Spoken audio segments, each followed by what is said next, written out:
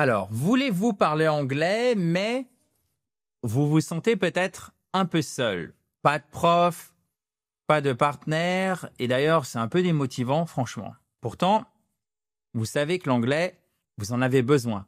Vous avez besoin de le pratiquer pour progresser. Puisque, effectivement, vous ne pouvez pas l'apprendre tout seul. Là, sur un coin de cahier, de manière théorique, ça ne marche pas. Donc, comment faire? Comment allez-vous pouvoir progresser quand vous êtes tout seul et que vous ne savez pas par où commencer?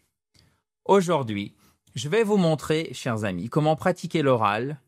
Oui, votre anglais, tout seul, sans stress, sans vous gêner et surtout sans perdre votre temps pour avoir, parce que c'est ce qui nous intéresse, de vrais résultats à l'oral. Car la vérité, c'est que vous n'avez pas besoin d'un prof tous les jours. Ce dont vous avez besoin, c'est du contact avec la langue anglaise.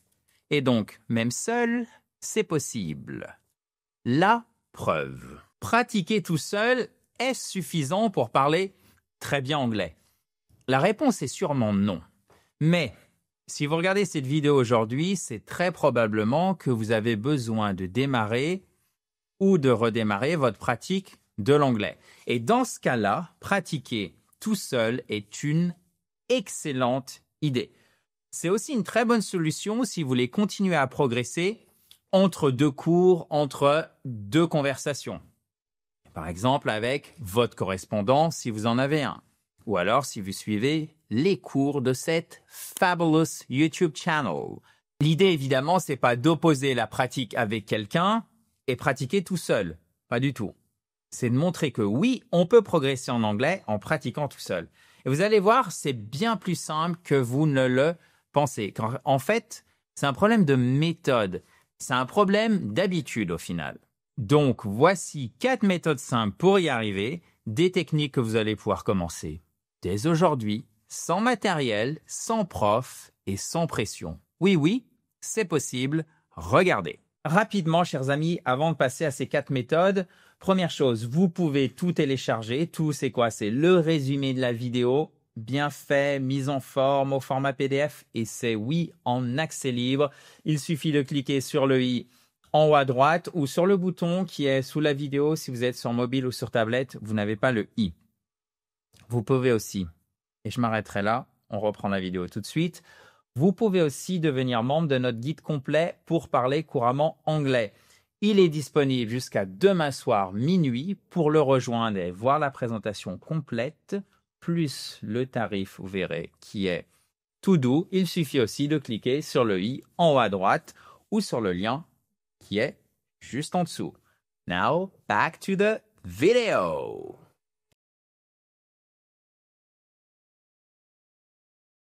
Donc, méthode numéro 1, parler à voix haute. C'est la base. Vous mettez un film, une série, une vidéo YouTube, un podcast, peu importe, et vous répétez à voix haute. Peut-être que vous avez déjà entendu le terme de shadowing. Shadow, c'est l'ombre, et shadowing, c'est littéralement être dans l'ombre de quelqu'un. Ici, vous répétez en même temps. Et c'est très important. Alors, désolé pour ceux qui écoutent avec un casque, c'est peut-être un peu fort là, je me suis enflammé sur le important, mais c'est vraiment à voix haute qu'il faut le faire, d'accord? Même si c'est une phrase, même si c'est 2 mots. Le but, ce n'est pas d'imiter parfaitement. Le but, c'est de littéralement bouger votre bouche et d'activer votre oreille. D'accord? Et ça, en fonction de la langue anglaise, puisque vous le savez, l'anglais n'est pas du français en anglais. Donc là, on est directement dans l'anglais. Vous écoutez, vous répétez, vous bougez et vous ressentez le rythme. Regardez, on va le faire très brièvement ensemble. Comment vous dites « Quelle heure est-il » ? What time is it? Exactly. It is time to speak English. It is time to speak English. Exactement. Il est temps de parler anglais. Donc, encore une fois, quelle heure est-il? What time is it? Et répétez à voix haute. C'est très important, ce voix haute, pas dans votre tête. Il est temps de parler anglais. It is time to speak English. OK, facile. Bon, évidemment, c'est extrêmement succinct, vous l'avez compris, c'est pour l'exemple, mais vous venez de pratiquer votre accent, votre rythme, et c'est comme ça qu'on prend confiance en sa capacité de parler et qu'on ose parler à l'oral, d'accord? C'est exactement ça l'idée, attraper littéralement votre anglais, même si vous avez personne en face, d'accord? Donc, je vous montre comment faire et à vous d'instaurer cette habitude et ça vous aidera à vous relancer si vous reprenez l'anglais. Et si vous n'avez jamais fait vraiment de l'anglais, ça vous aidera tout simplement à vraiment commencer à l'oral. Mais encore une fois, il faut que ça devienne une habitude.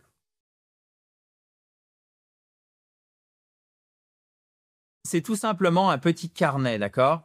Ça peut être aussi une note auquel vous avez facilement accès sur votre téléphone. Chaque jour, vous écrivez une phrase, une seule ou quelques-unes au maximum, dont vous êtes sûr de la bonne grammaire, du bon vocabulaire. Vous pouvez demander à votre intelligence artificielle favorite, par exemple.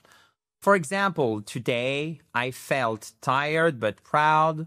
I watched a movie in English. I made progress. Aujourd'hui, je me sentais fatigué, mais fier.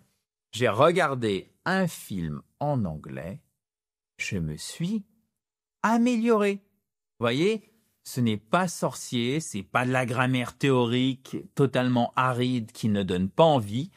C'est simplement construire une connexion personnelle entre vous et la langue. C'est extrêmement simple. Vous exprimez ce que vous vivez en anglais, vous l'écrivez, vous apprenez à le dire à l'oral et votre cerveau adore ça. Pourquoi?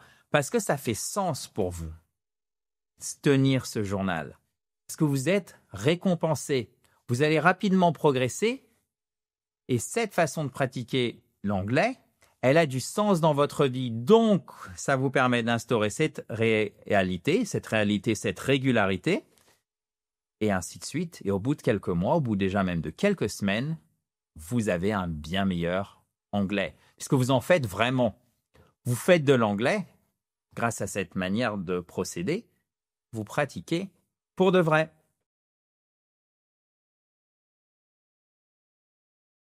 Méthode numéro 3, pensez en anglais. D'ailleurs, une petite note de la rédaction, si je puis dire, vous n'êtes pas obligé de faire tout en même temps. Vous pouvez choisir une seule méthode, d'accord?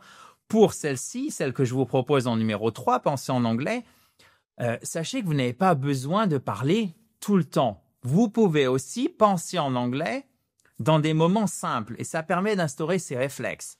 For example, I'm cooking, I'm driving, I'm drinking my coffee. Where are you, by the way?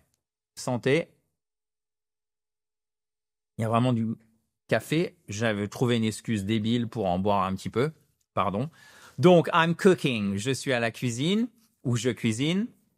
I'm driving. Je suis en train de conduire. Oui, je sais, c'était vraiment pas très drôle. J'ai fait le maximum. Ça vous a fait peut-être sourire. Je bois mon café. I'm drinking coffee. OK? Or I'm drinking, my coffee. OK? Donc, au début, petit à petit, vous allez traduire dans votre tête pour passer du français à l'anglais. Ça, c'est normal. Mais petit à petit, les phrases vont venir toutes seules. Et là, vous pratiquez tout seul, d'accord? C'est tout simple. Et vous pouvez même relier cette habitude à celle qu'on a vue précédemment, c'est-à-dire tenir un journal, ce que vous pensez en anglais dans la journée, vous l'écrivez dans votre, comment on dit journal en anglais? Je vous écoute. Yes, diary. Donc, vous l'écrivez dans votre journal le soir. De cette façon, vous pouvez être sûr que si vous en prenez l'habitude, vous allez franchir une étape qui est énorme, d'accord? Puisque vous ne faites plus simplement de l'anglais. Ah, je dois faire de l'anglais. Non, vous vivez un peu en anglais et là aussi, ça prend sens. C'est vraiment très important de donner du sens à l'apprentissage de l'anglais. C'est ce qui permet d'avoir aussi du plaisir et donc de la régularité et donc de faire des progrès spectaculaires. All right?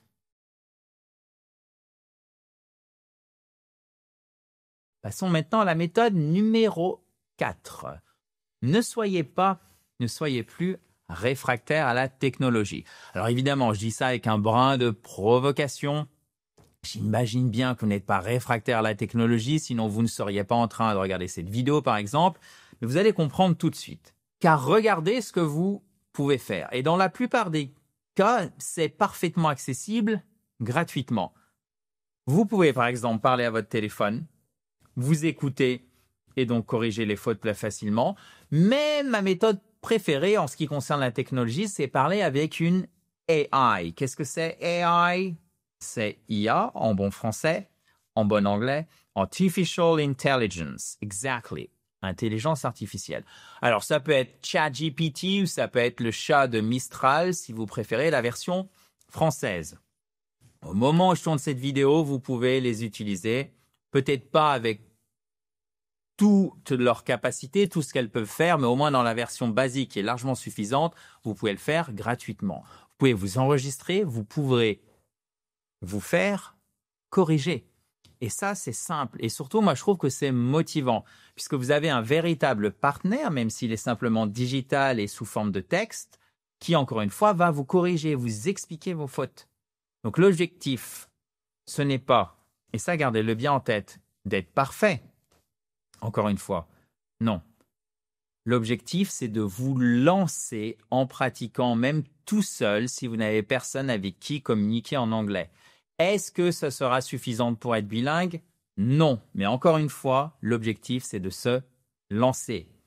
De créer du contact qui soit vivant avec la langue. Vous voyez cette question de sens dont je vous parlais avant. Puisque vous faites de l'anglais, si vous suivez mes techniques, de manière pragmatique. Et ça, c'est très important.